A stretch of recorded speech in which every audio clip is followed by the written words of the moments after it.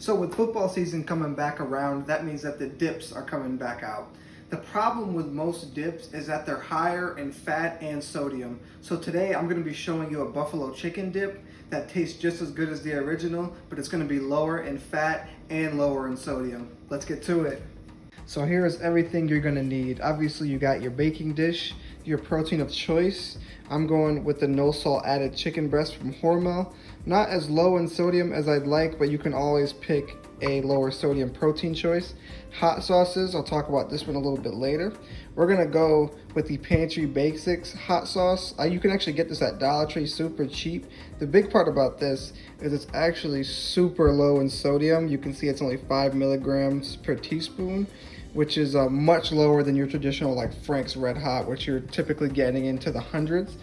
Spices, I'm going cayenne, chili powder, paprika, red pepper flakes because I like my buffalo chicken dip really hot. Yogurt, this is going to be in place of the cream cheese as well. We have a non-fat plain Greek yogurt here. You can see no fat in there and also very low in sodium, so that's a particularly good choice. And then we're going to go with some variation of a low fat and no salt added cottage cheese.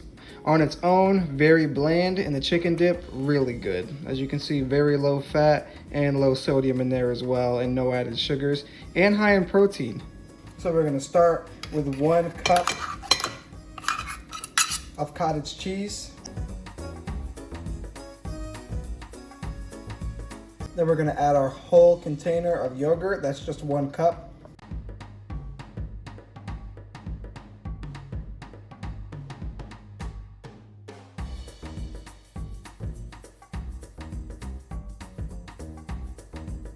Next, we're going to add our chicken breast in. I'm going to use 3. The typical recipe calls for 2, but I like a little bit more chicken in my buffalo chicken dip, and you can always pick another protein as well.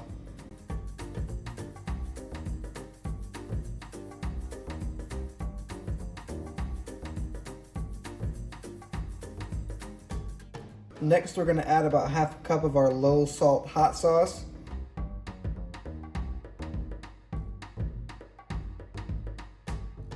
Then I'm just going to sprinkle in a little bit of all of my spices.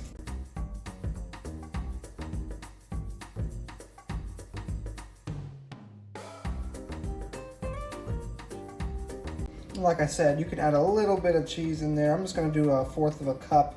You could do it before or after you make it, or during, whichever you prefer. Then we're going to mix it all together.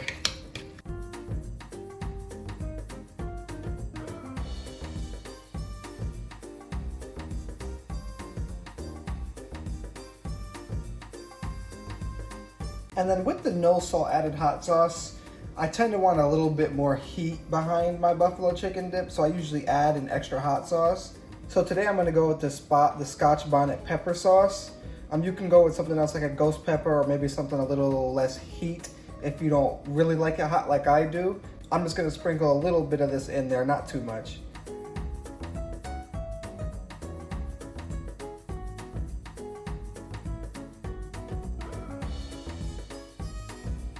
It's just gonna give it a little bit more kick. So there's your dip. You're gonna preheat your oven. You're gonna bring it up to 400 degrees. Go ahead and put your dip in the oven. And we're gonna wanna bake between 20 and 25 minutes. Now we're gonna take it out.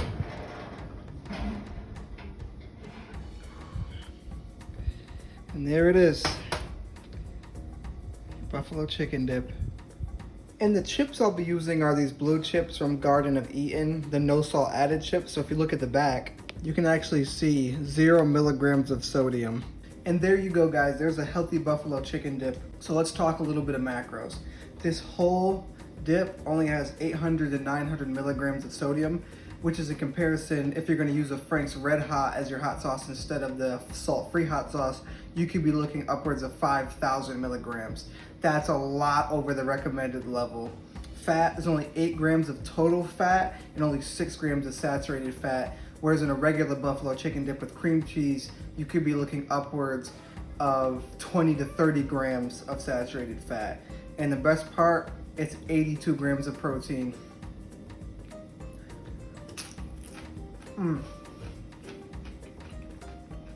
And if you liked it, make sure to like the video, comment your own recipes, share the video to other buffalo chicken dip lovers, and feel free to change the recipe up to make it hotter or spicier or milder, whatever you want.